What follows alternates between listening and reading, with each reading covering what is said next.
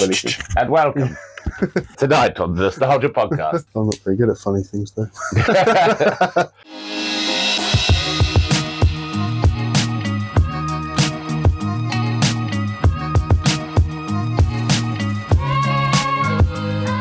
What's up, guys? We're back again with another Nostalgia Hut podcast. Today we're going to be going through a few subjects and we're going to be starting with pubs and clubs. I'm here, of course, with the other host, Noddy. How's it going, guys?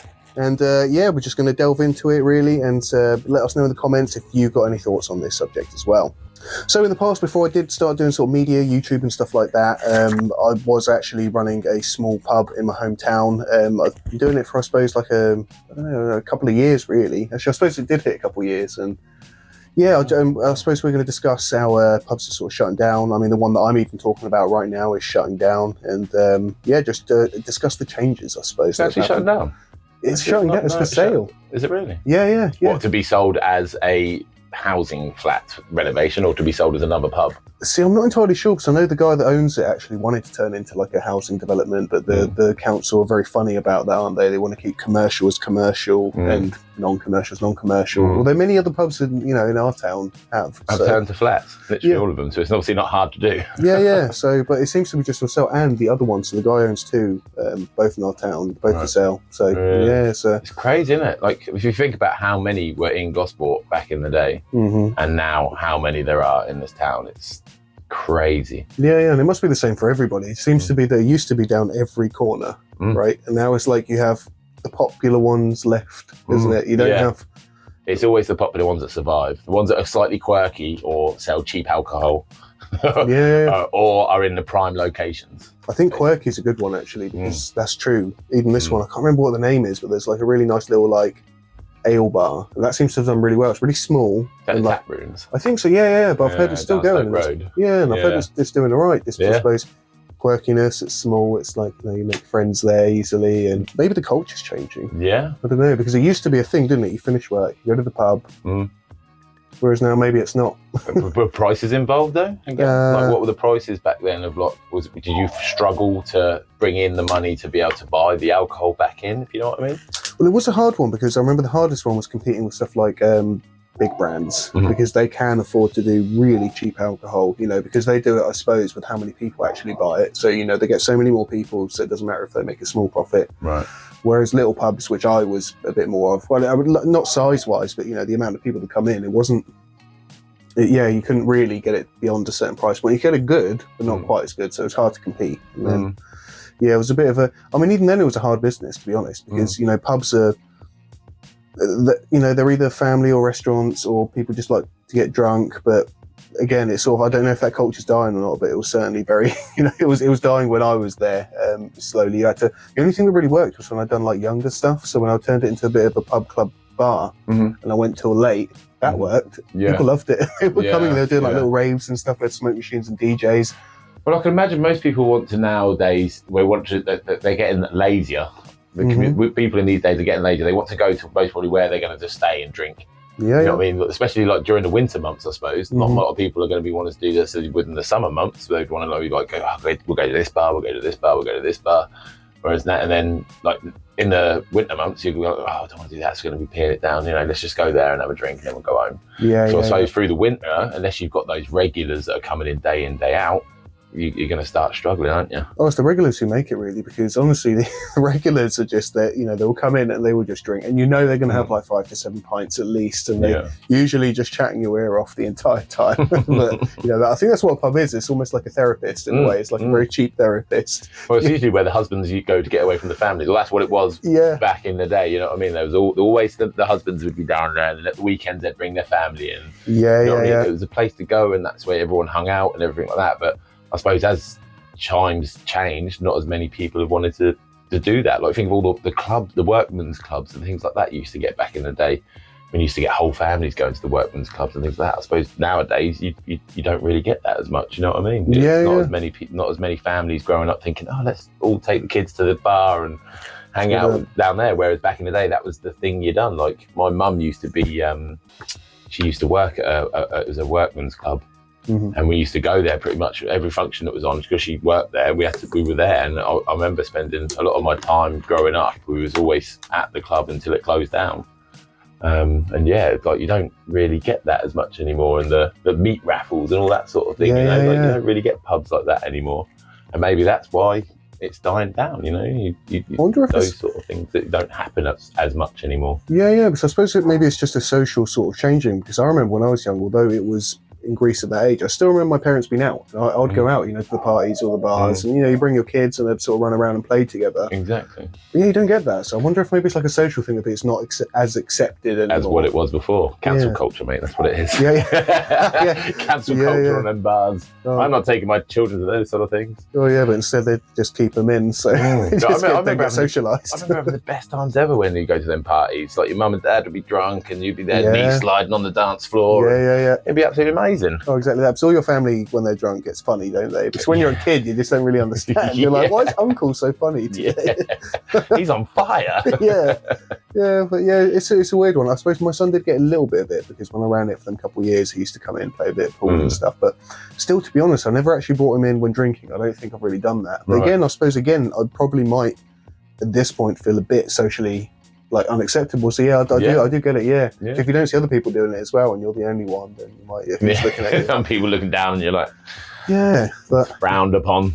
Although, mind you, I always insisted on the fact it was family orientated. Like, if you come in with a family, it's got to be respected, especially if they're having a meal and stuff like that. But so I suppose there was never really emphasis on the pub owner. I suppose I can't talk for every pub, but there was no emphasis with me on the fact that you'd see a kid and be like, oh no. If anything, it would be the other way around. You try and make sure at least they don't get bothered as a family by the drunk guy in the corner or something. Did you have like a switch over time? So say you'd have more families come in during the day, and then it would be like 6 o'clock. All of a sudden, all the drunks are coming in, and it suddenly switched into like a different atmosphere. I suppose so. Well, I mean, usually the normal rule was like 9, sometimes 8, but usually 9 o'clock is like the no kids allowed in time, because at that point you expect people might be getting a bit more drunk. But UK licensing is really, really strict. So like, technically, if you serve somebody a beer after they're a bit drunk, you're breaking the law, because you're serving somebody once they're drunk, which you're not allowed to do. You're also not allowed to let anybody in your premises that is actually drunk, which is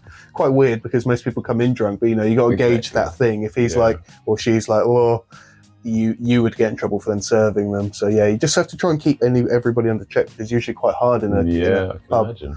Because clubs usually have bouncers, pubs they have like a landlord and a landlady, and they just got to be angry about it. Exactly.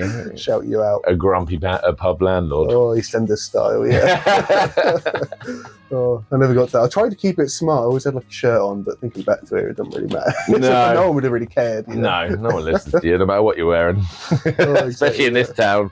So have you been out lately at all, or is it not really? If I have been, I've been over Portsmouth. I haven't been out in this town and had a drink for a fair old while, and just to hang out and have a few drinks out.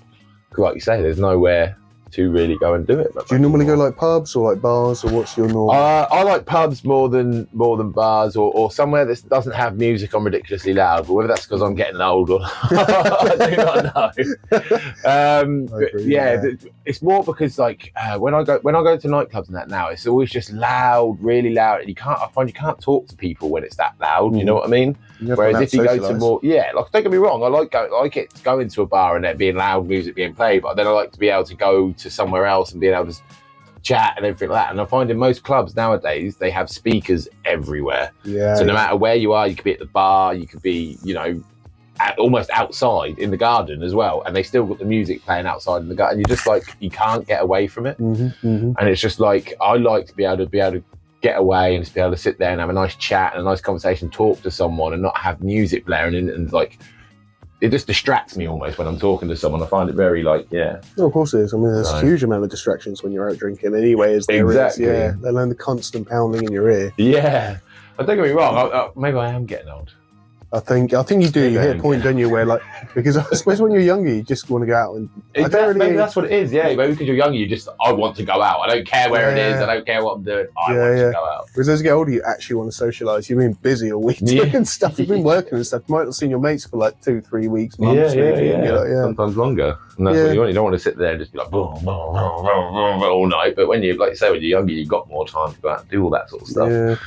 I do miss them days. Oh yeah. I do miss them. They were fun to a degree, weren't they? Yeah. Clubs closed down now though as well, don't they? Yeah, a lot of clubs are closing down. Like there used to be, what was it, Liquid and Envy over in Portsmouth. That is now Prism. Prism. I worked there for a bit. Did you? Yeah, it's a security when I first. It was almost one of my first security jobs. Really? Yeah, it sucked. I'm about to say that is. I worked there as a cleaner. Yeah. Which was worse than what I think you had to do, because we had to deal with it the next day, like what was left over. And my God, some of it was.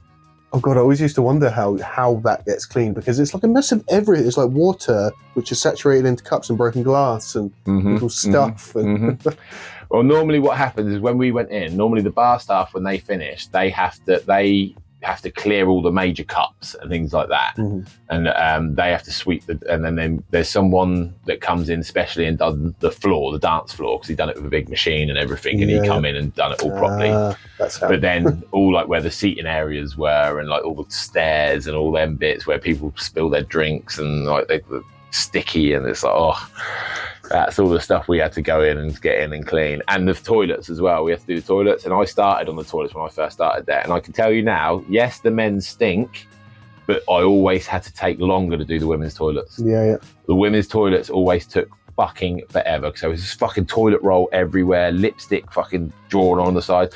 A girl that must have done it with poo, because it was brown, written her name in the wall on the cubicle toilet, and it was brown, so it must have been, well, it could have been makeup, but it was fucking, I think it looked the colour of poo. And I was just like, whoa. Obviously, I didn't want to smell it. I don't want to get that close to it. Christ. But it was definitely human feces, and it was in the girls' toilets. Do you know what? I'm going to back you up on there. In the pub, I always used to say the girls' toilets are always worse. Always. Because I always used to assume before they're just, but wee's quite easy to clean up when you need to. Just mop, wipe, spray. I'm not even going to go into detail, but there's like layers of stuff when it gets blocked in there, and it's disgusting, and it's just like, anyway, we're going to that. I don't know what girls do when they go in their toilets, but it needs to change. For the cleaners' sakes. Yeah, I do have I suppose, funny story about girls' toilets in the club and working at Prism.